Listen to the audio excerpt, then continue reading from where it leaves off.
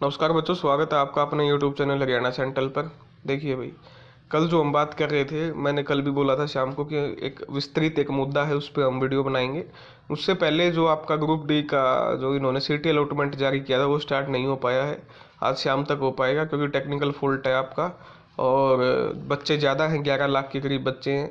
तो एक बार तो अपना जो सेंटर चेक करेंगे ही, पेपर देने जाए चाहे ना जाए।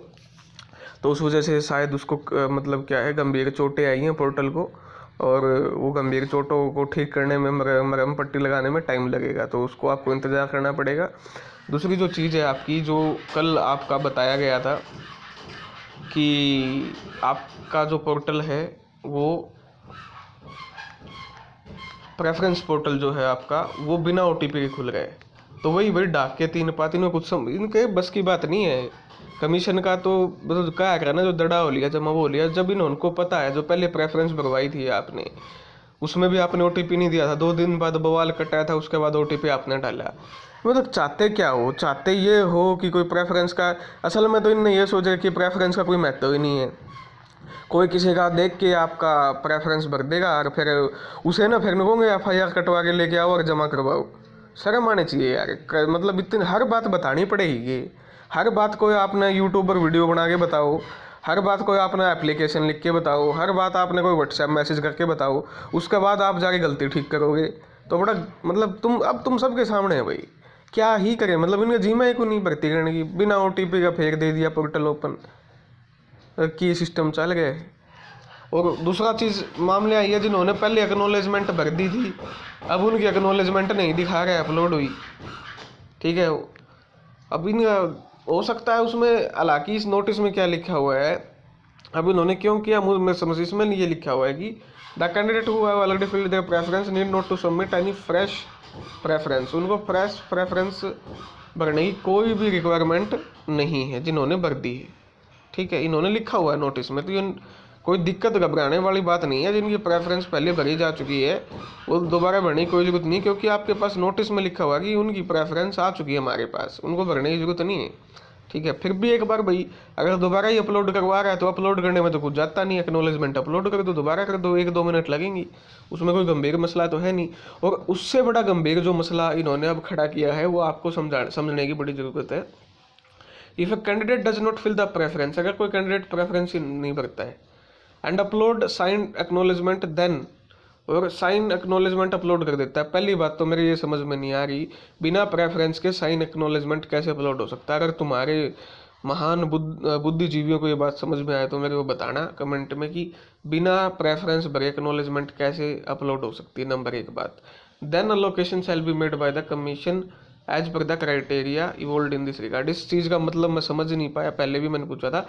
इसका मतलब तो ये है, जो प्रेफरेंस नहीं भरेगा उसकी प्रेफरेंस कमीशन भरेगा, सीधी सी बात ये है। ये तो कोई तुक ही नहीं है, और ऑफिशियल नोटिस है, ये तो है नहीं कि भाई ऑफिशियल नोटिस नहीं है।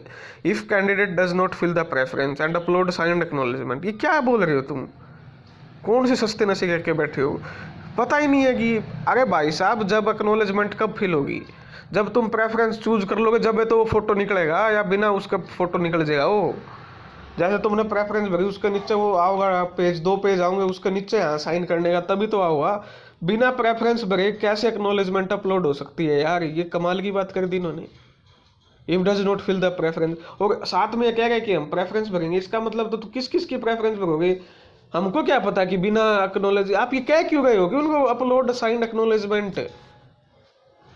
क्यों बोल रहे हो? इतने मूर्ख कौन है भाई हरियाणा में? इतने जिनका क्वालिफाई हुआ, इतने पागल थोड़ी है वो कि वो प्रेफरेंस नहीं भरेंगे लेकिन एक्नॉलेजमेंट भरते होगे। ये तो तुम उनको रास्ता दे रहे हो भ्रष्टाचार का, कि प्रेफरेंस मत भरना। ये लिख दिया इन्होंने ऑफिशियल मैसेज में कि प्रेफरेंस मत भरना, सीधे एक्नॉलेजमेंट अपलोड कर देना, प्रेफरेंस हम तुम्हारी अपनी मर्जी से भरेंगे। कौन सा कमीशन करता है भाई ऐसे? आप SSC का देख लो, MTS में प्रेफरेंस मांगी जाती हैं, आपकी फेस सिलेक्शन का एग्ज़ाम होता है उसमें प्रेफरेंस मांगी जाती है, UPSC में प्रेफरेंस मांगी जाती है, स्टेट, कितने स्टेट के एग्ज़ाम होते हैं। जो गलतियां ठीक करनी नहीं है वो तो कर नहीं रहे हैं यार, जो बेफालतू की वाहियात बातें हैं उनको बढ़ावा दे रहे। बताओ क्या ये कोई बात थोड़ी हुई है? If a candidate not fill the preference and upload signed acknowledgement, अरे भाई साहब पितरों, जब तक ये एक्नॉलेज प्रेफरेंस भरेगा नहीं तो एक्नॉलेजमेंट कहाँ से डाउनलोड होगी? और उसके बाद कह रहा है कि हम भर देंगे उसकी।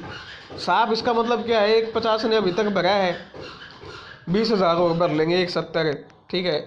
उसके बाद अगले प्रेफरेंस भरना ही नहीं चाहते, 170 ने टोटल भरी है, उसके बाद प्रेफरेंस भरना ही नहीं चाहते अगले। इसका मतलब तुम अपनी मर्जी से बहु किसी की भर दोगे, इसका क्या मतलब है? जब 170 ने ही भर दिया, अगले भरना ही नहीं चाहते, अगले प्रेफरेंस यानी नौकरी लगना ही नहीं चाहते, तुम धक्के क्यों कह रहे हो उनको कि हम प्रेफरेंस भरेंगे? यहाँ साफ ये लिखना था कि आपको सेकंड टाइम मौका दिया गया है, इसके बाद कोई मौका नहीं दिया जाएगा, प्रेफरेंस अच्छे से आप फिल कीजिए। ये कौन कहता है कि भाई प्रेफरेंस, मतलब प्रेफरेंस भी नहीं भरी और फिर साइन अपलोड भी कर दिया, फिर हम भरेंगे नहीं बोला, उसकी तो अलोकेशन हम देंगे। अरे एक्नोलेजमेंट तो तभी डाउनलोड होएगी जब तुम प्रेफरेंस भरवाओगे उससे, बिना उसका एक्नोलेजमेंट कैसे डाउनलोड हो जाए? या को हो जाए तो मैंने बता दो, और हो भी जावे तो भी कितनी बड़ी बात है यार। ये तो बच्चा का काम है, जो काम तुम्हारा है, जो तुमने गड़बड़ कर रखी है, फिजिकल वेरिफिकेशन है जो 2.5 महीने तक ऑर्डर किया, वो तो कर देगो नहीं तुम, ताकि भर्ती आगे हो पावे। जो काम करना है वो तो कर नहीं रहे हो।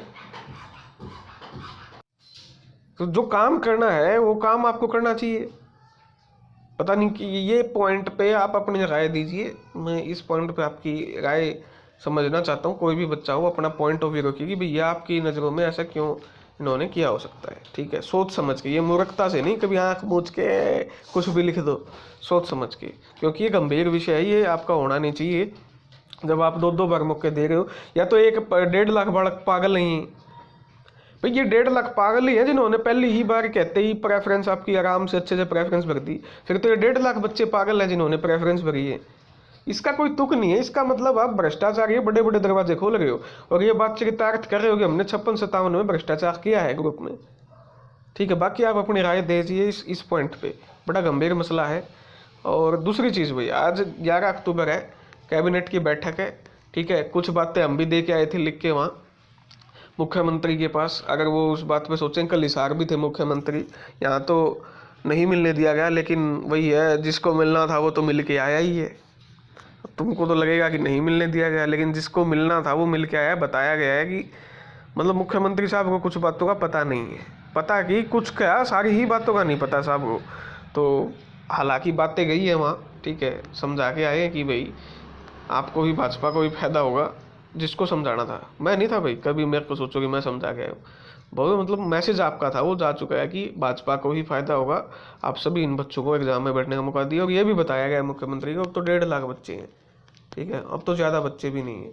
तो ये क्या है, पॉलिटिकल आदमी हो इन, यानी वो जूता पुजारी तो समझाया जाना पड़ेगा, पॉलिटिकल तरीका था ये कौन मान दे कि आपने ऐसे कर दिया, पहले 3,50,000 बच्चे थे, उसके बाद 3,20,000 है कि, उसके बाद 1.5 लाख है, इन्हों कौन सुना कर देंगे, इन्हों नहीं सुनेंगे। कोई पढ़ा लिखा हो IAS ऑफिसर हो, अगर वो भी जेनुअन IAS ऑफिसर, वो कोई डच बैठे हो जो, वो तो अलग चीज़ है, कोई जेनुअन हो तो वो तो सुन ले इन चीज़ें ना। बाकी ये वो काम बताओ भाई, काम की बात के सीधे नहीं बोले, काम क्या चाहिए, क्या मतलब चाहिए क्या आपको? तो चाहिए यही है कि ये 1.5 लाख बच्चे सभी में एग्जाम को मौका मिले, जिससे इनके परिवार वाले 4-5 वोट में से 1-2 वोट आपको या सारे वोट आपको मिले। तो भाई आज जो मंत्रिमंडल की बैठक है उसमें क्या हुआ है, आपका सहायक प्रोफेसर के जो कॉलेज काडर है उसके नियमों को मंजूरी मिल जाएगी, यानी असिस्टेंट प्रोफेसर की भर्ती आने वाली है आपकी, ठीक है, इस 10-12 दिन में। इसके अलावा आपकी CET पे बात होगी, CET पे आपकी चर्चा हो सकती है, अगर वो अखबार में आए ना आए उसका एक अलग मैटर, लेकिन चर्चा हो सकती है CET पे जो बातें गई हैं। उसके अलावा काफ़ी सारी किराया भी आपका घट सकता है, 2, 3, 4, 5 रुपये, और काफ़ी सारे विषयों पे आपकी चर्चा होगी। तो हमारे लिए ये, और साथ में आपका जो D ग्रुप का एग्ज़ाम है उसके लिए रोडवेज बसों की, कि कैसे रोडवेज आज किराया, आज ये मेरे हिसाब से कल के न्यूज़पेपर में या शाम तक आपको खबर मिलने को मिल जाएगी कि हरियाणा रोडवेज बसों में किराया फ्री ग्रुप D का। तो हमारे काम के 3 ही मुद्दे होंगे इसमें, एक तो CET है, नंबर 1 ग्रुप D से बसेस रिलेटेड, और नंबर 3 हमारे लिए है भाई असिस्टेंट प्रोफेसर कॉलेज काडर, ठीक है। ये भर्ती बड़े 5-6 साल से वेट कर रहे हैं एक ये भर्ती का, ठीक है। तो ये 3 मामले आज इसमें उठेंगे। पिछले वाला जो मुद्दा है उसको ध्यान से देखिए। मॉक टेस्ट का मैंने कल भी बताया था, जिसको पसंद है वो लगाए, जो थोड़ा डिप्रेशन में आ जाता मॉक टेस्ट के बाद वो मत लगाए, कोई दिक्कत नहीं है, अपनी थ्योरी मैथ और रीजनिंग पे ध्यान दे, ठीक है। बाकी कोई दिक्कत नहीं है। फिर भी आपको किसी भी प्रकार का कोई चिंता डाउट है वो आप कमेंट सेक्शन में बता सकते हो, अगर जेन्युइन है तो, नहीं तो टाइम वेस्ट मत करना। धन्यवाद। जय हरियाणा, जय भारत।